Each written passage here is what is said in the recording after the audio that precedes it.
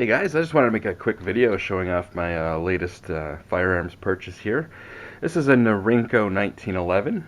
It's their 1911 A1, of course in 45 ACP. Basically, it's done up to look just like one of the World War II era 1911s.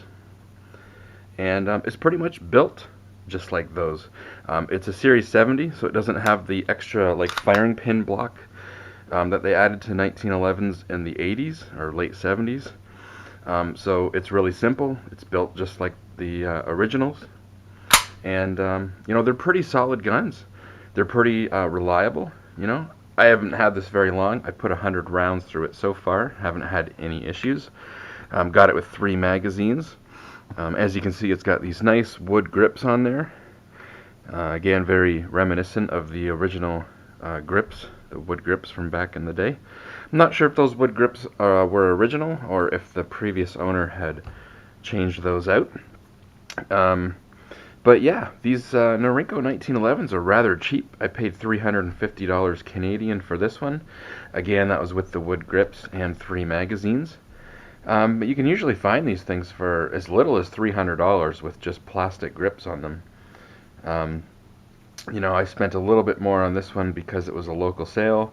I didn't have to pay tax. It wasn't from a store. It was from a person. It was a personal sale, and it came with the 3 magazines. So yeah, these things have a reputation for actually being built really strong. Which, at first I was a little worried about it being Chinese. I was a little worried about the quality of the steel, but apparently that is not anything that you have to worry about with these. The strength of the steel that they used on these is actually above and beyond. So much to the point that a lot of boutique 1911 builders will actually start with a 1911 frame, and then they'll just finish it up a little bit nicer, machine the checkering into the front strap and do all those extra little fancy things on it that you'd get on a higher end 1911. But as far as the basic frame goes, they start with a Norinco a lot of times. And a lot of people that customize 1911s will do the same thing. Buy a Norinco and then change the barrel and, change all the doodads on it and kind of customize it. But yeah, they're built rather well. Like I said, I put 100 rounds through this thing so far. Haven't had any issues with it. It's been pretty nice.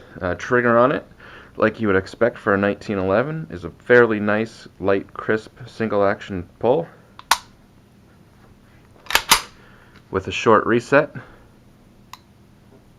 And again, a nice, light pull, probably about 3.5 pounds. Feels very similar to my K31.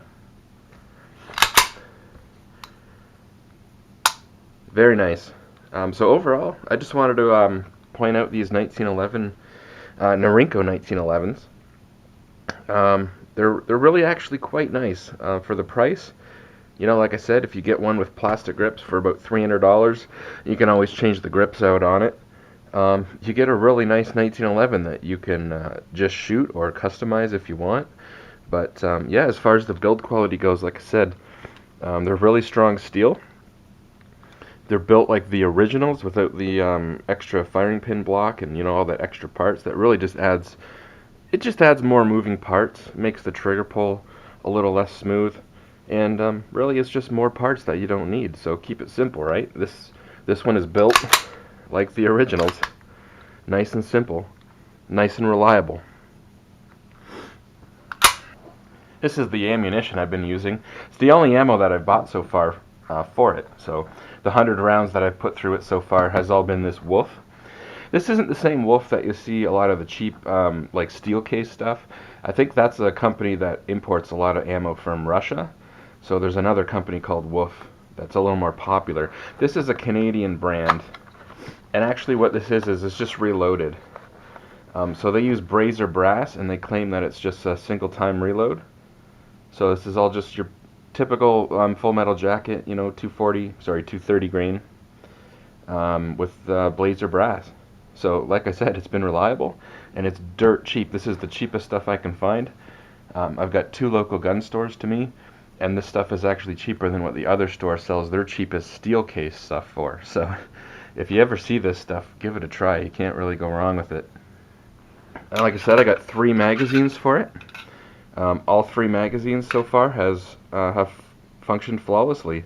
I haven't had any issues with the gun firing whatsoever, and it's locked open on the last round every single time. So obviously, all three magazines are good. Again, they're all just built like the military surplus ones would have been built. They're nothing special, just your typical 7-round 1911 magazines. But yeah, all three of those work great. And like I said, the gun works great.